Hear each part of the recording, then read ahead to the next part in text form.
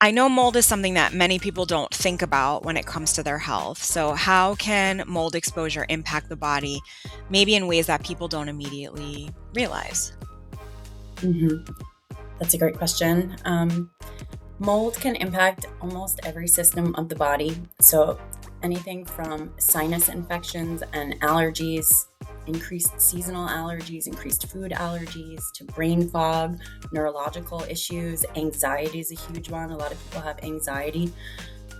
It dysregulates the nervous system. The nervous system is aware that there is a danger in the environment, and the body and the nervous system react to that, even though you may not consciously have any awareness or notice any mold or smell any mold.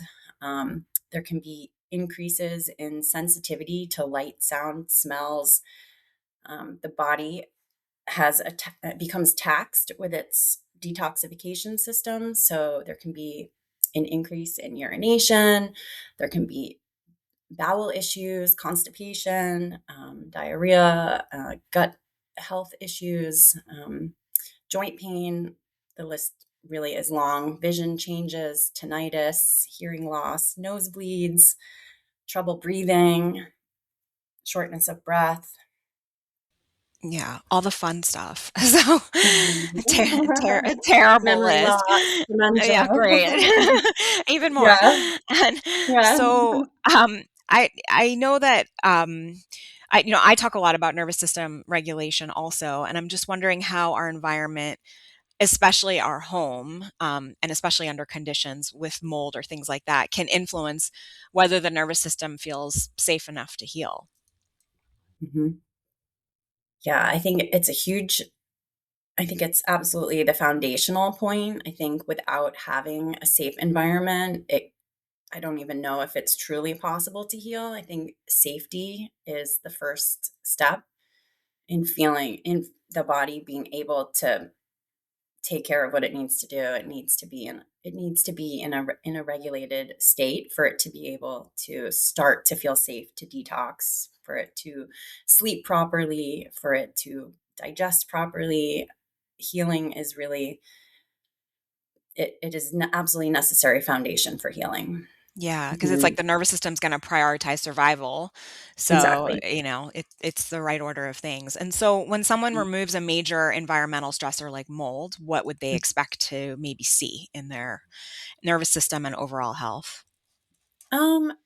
It's a tricky thing to completely remove mold. Mold is ubiquitous in nature. It's everywhere. It's the system of decomposition in nature.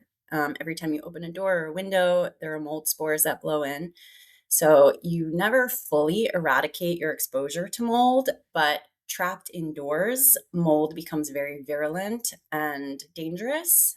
So it's really just the indoor environment that we focus on, making sure that there's no water damage and making sure that the air is clean and the HVACs are cleaned properly. Those tend to hold a lot of mold spores, making sure the home is really clean so that mold doesn't have an opportunity to grow and to colonize. So um, I'm not sure how to answer your question exactly. I think it just sets the stage for you to have a healthier life. A clean environment is would set the stage for that. But it might be easier to answer like not having a clean environment, Mhm, mhm. what that does to the body and nervous system.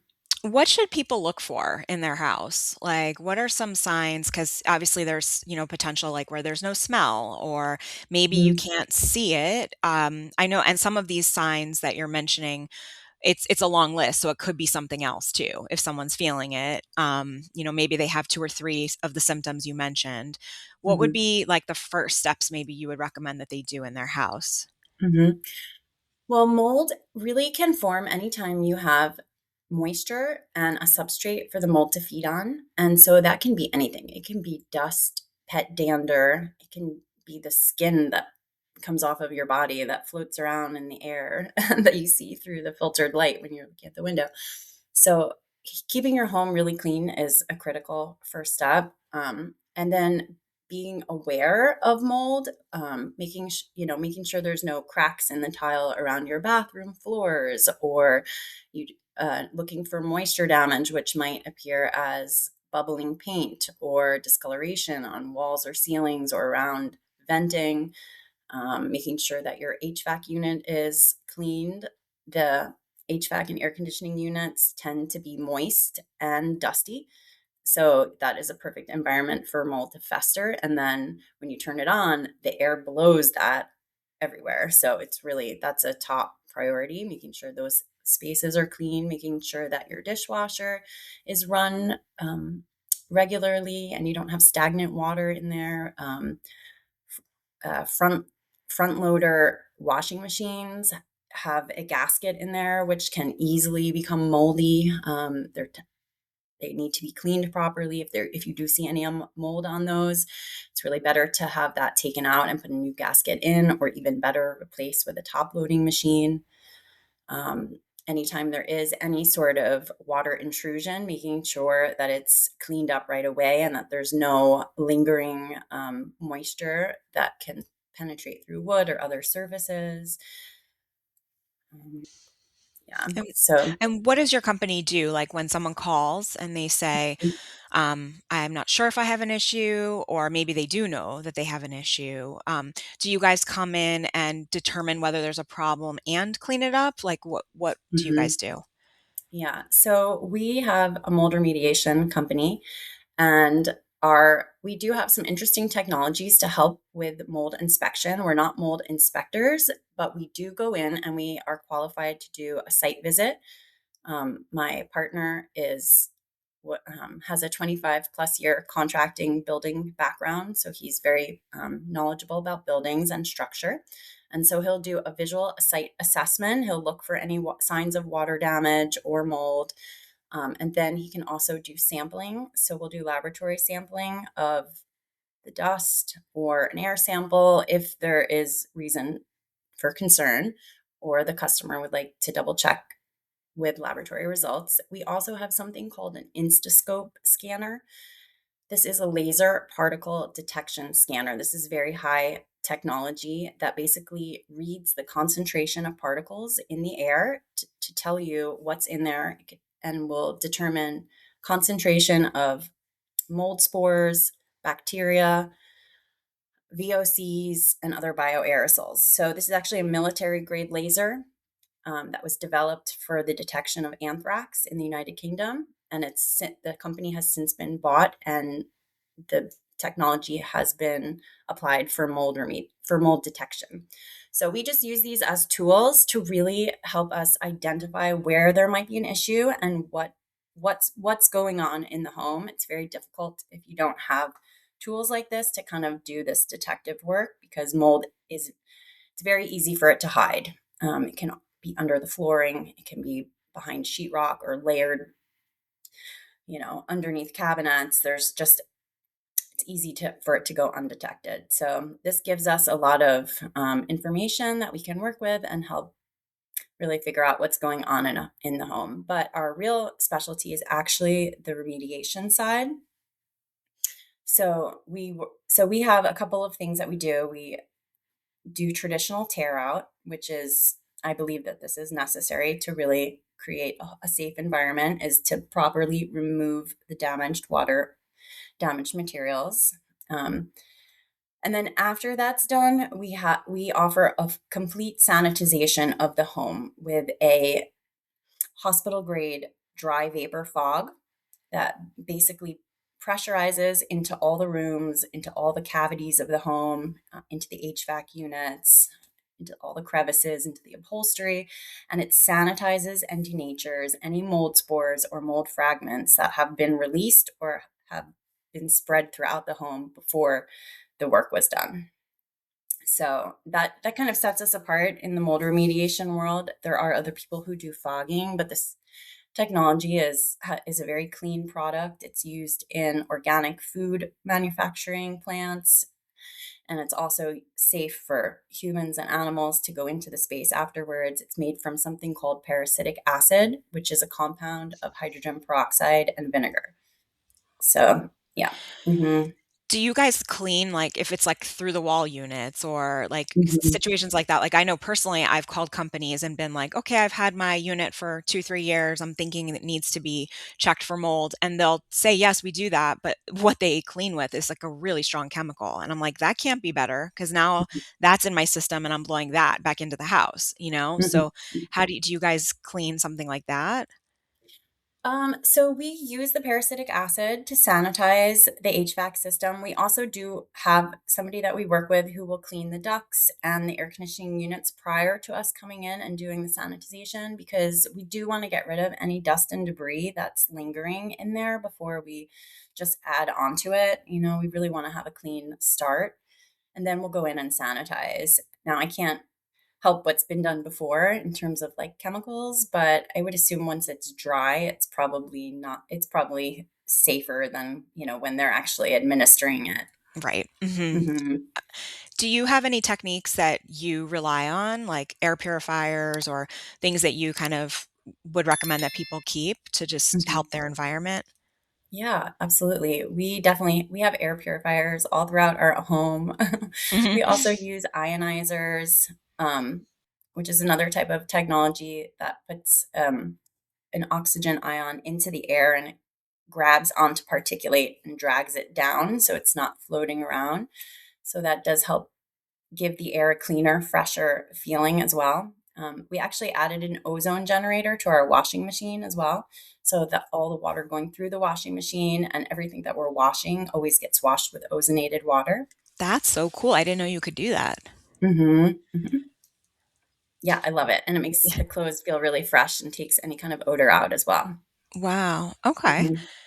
And I know on another subject, like you've also spoken a lot about root canals and the role they've played in your health journey. So, can you Yeah. explain how dental infections can impact the body beyond the mouth?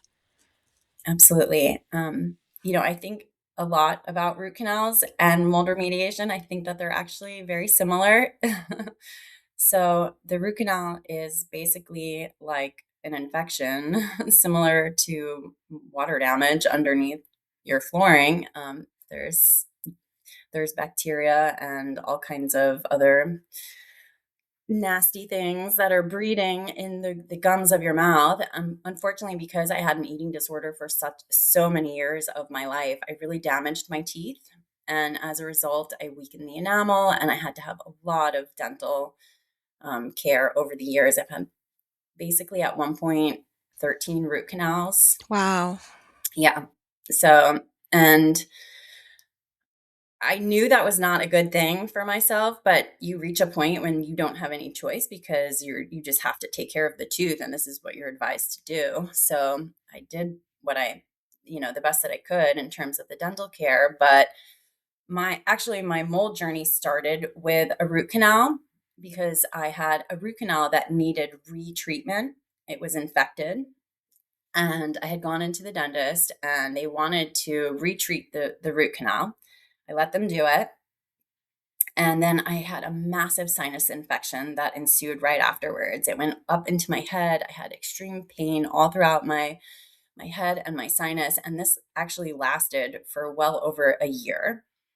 And I was doing neti pots like 5 times a day. I just couldn't get rid of the sinus congestion. And I think I actually came to you at this point to have my teeth tested because I felt that I knew I needed to have some of these root canals removed. I knew that they were breeding infection. I just couldn't figure out which teeth because I had so many and I Yeah. didn't want to start yanking all my teeth out, as you can imagine. It's crazy.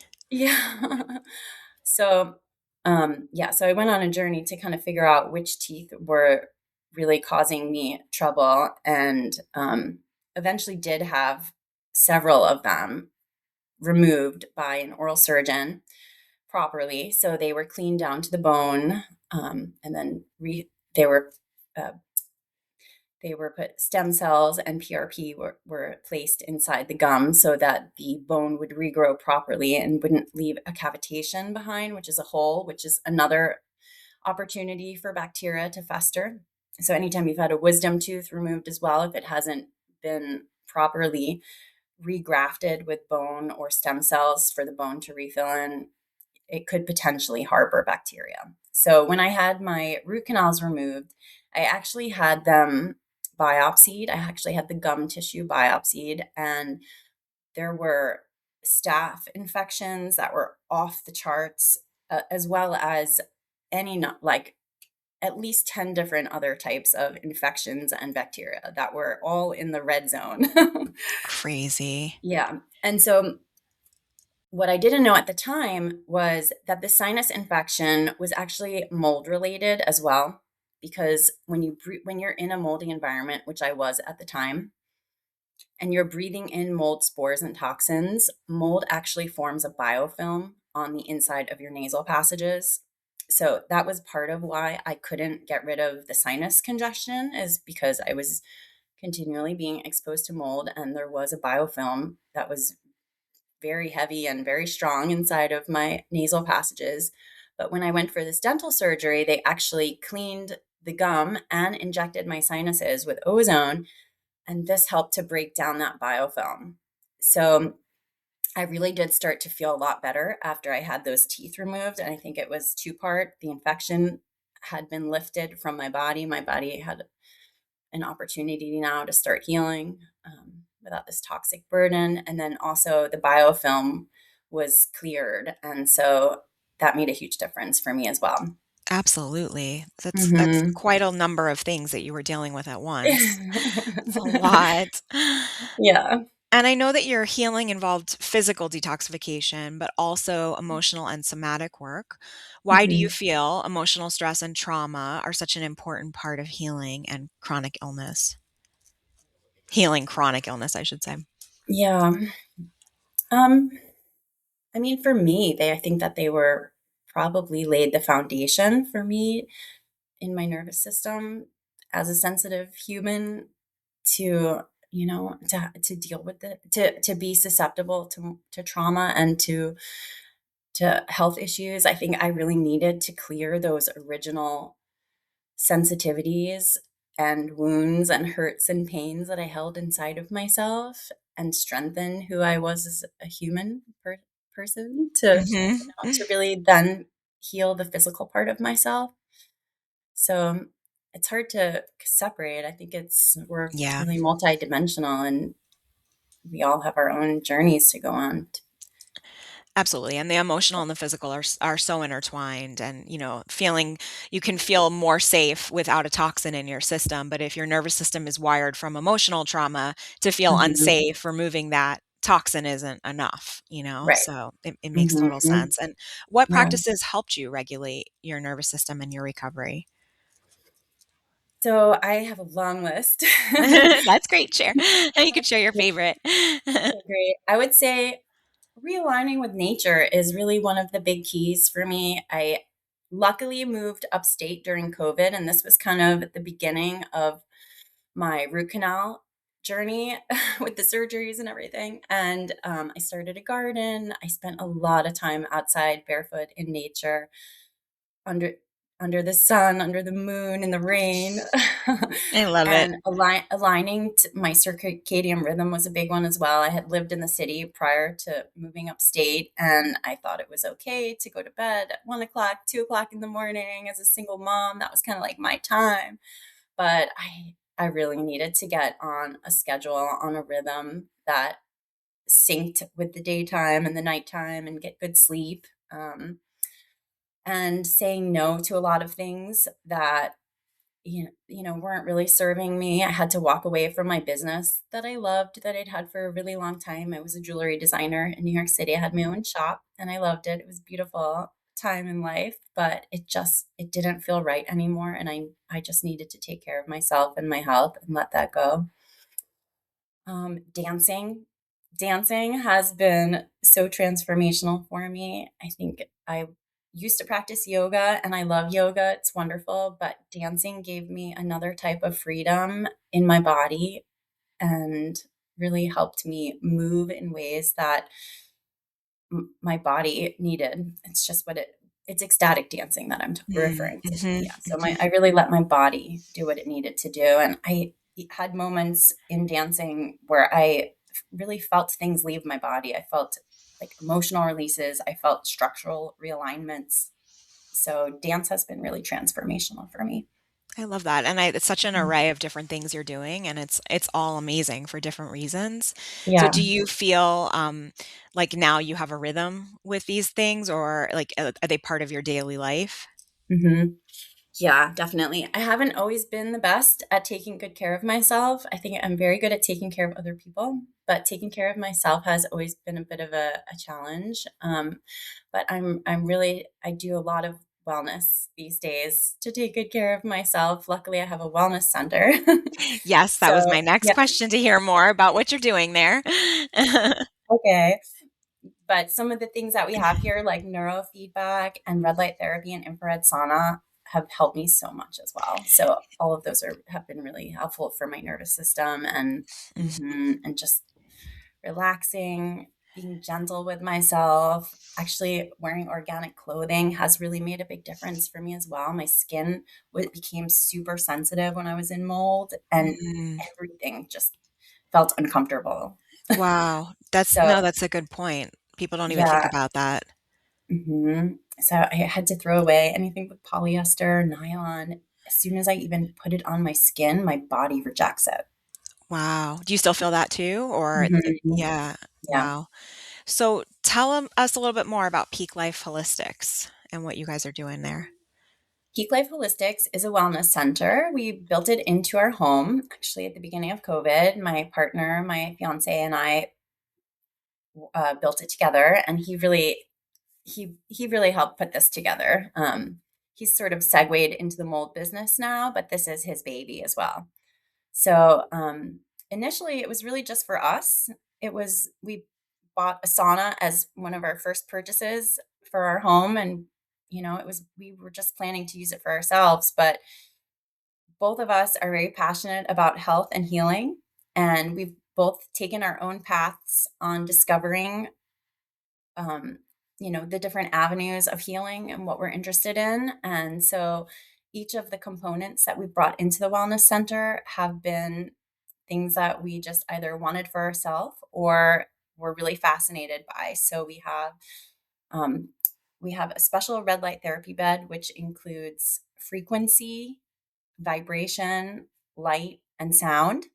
And so it's kind of it's a full body experience. It's warm, it's soothing. The light therapy is incredible.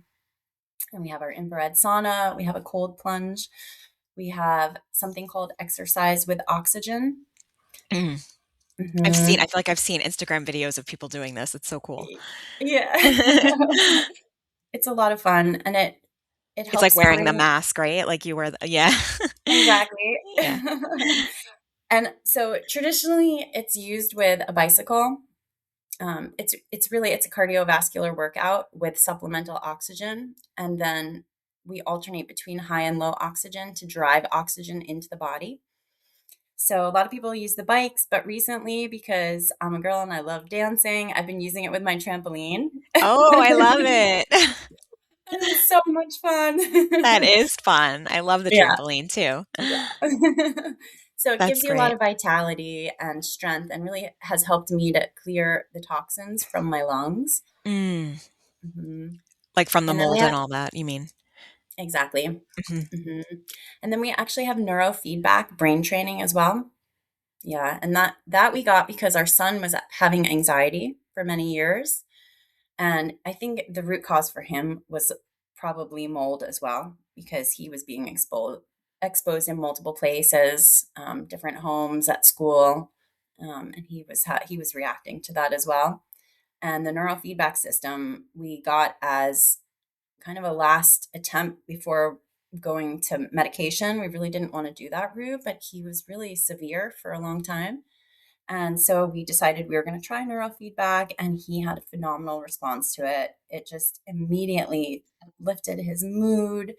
The panic attack stopped. It was so transformational that we knew we just had to have it here at the Wellness Center. And we've seen so many phenomenal results with anxiety, panic attacks, um, attention, brain focus and function. So it's a wonderful tool. Tell people a little bit about how it works. So you wear clips on your ears and on the top of your head. And there's different types of neurofeedback, but this type that we have is fully automated. So there's no practitioner directing the course of the feedback or doing an assessment.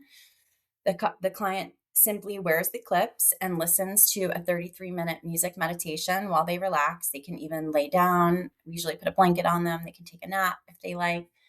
And the system is tracking what's happening in the brain in real time, the electrical activity that's happening. And then it sends out corrections through the music, through little stops in the music, whenever it detects that the brain is going off track a little bit. So I like to give the analogy of like when you're driving down the highway and those little bumps on the side of the road, when you hit the bump, you kind of steer back into your lane. That's similar to what's happening with the neurofeedback. It's simply giving information to the brain so that the brain can self-correct. And then the goal is that ultimately, when the brain is exposed to that similar situation, it will respond in a different way going forward. Yes, I think the same. So I think what I've noticed in my life with neurofeedback is the same way that there's a little pause in the music. What I might in my own life, I'll notice a little pause sometimes, and I'll have awareness about how I'm reacting to something, or yeah. So I'm not sure if I explained that properly, but Yeah, okay. it's like allowing you not to react, but maybe to reflect first. Mhm. Correct. But it also works on a deeper level too. It's working on neurological function, it's working on the nervous system. So it's working subconsciously as well as consciously. Mm. And like just with your son, for example, did he need a lot of sessions before you noticed a response? We noticed a response immediately. I think every session that he did in the beginning was transformational, but they do build on each other and they do reinforce. So when somebody does neurofeedback, I always recommend doing 5 to 10 sessions at least to start Hmm. within like a month or 2 months to really kind of give the brain and the nervous system a new baseline. And then I think it's good to come in every now and then for a reminder or as needed. And Gotcha. Okay. yeah. And what inspired you and your partner to start the New York Mold Solution along with the Wellness Center? Was it because of your own health issue or was there another reason? Yeah, I mean, we didn't know that the root cause of a lot of my health issues was mold. We really thought it was the dental work, the teeth. Mm, And so I was really fixated on that for a long time. And I had the root canals removed. I had done, I had really done the detoxification with the root canals, but I was still having chronic fatigue. I was still having brain fog issues. I still just didn't really feel myself. I didn't feel vibrant and well.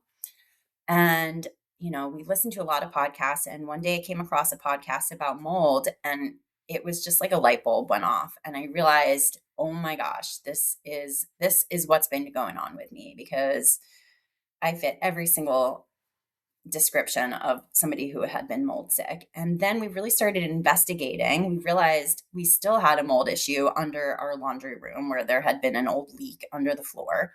We had that remediated. And I would say within 2 weeks of the remediation, I felt like energy just came back to me. It was like all of a sudden a cloud had lifted.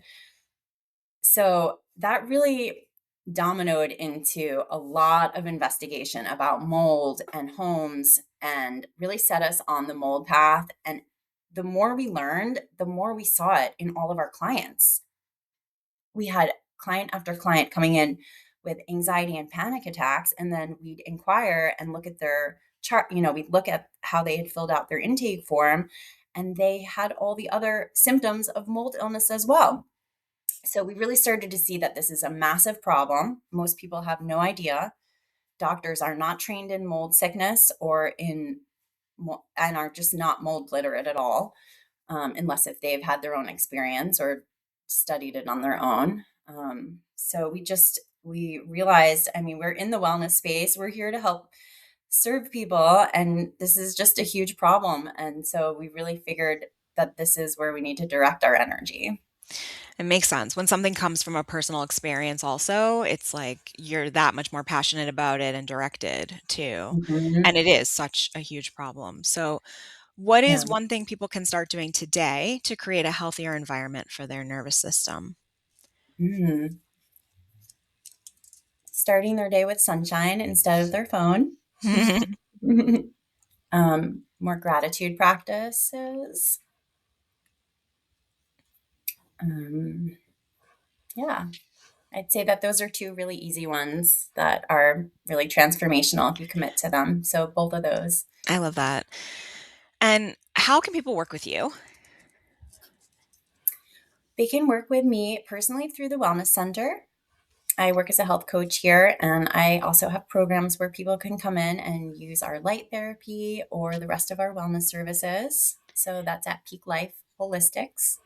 They can also reach out to us at New York Mold Solution. That's nymoldsolution.com. And that is our mold remediation business where they can book an Instascope scan or a site visit or a home sanitization if they need that. Okay, that's great. Mhm.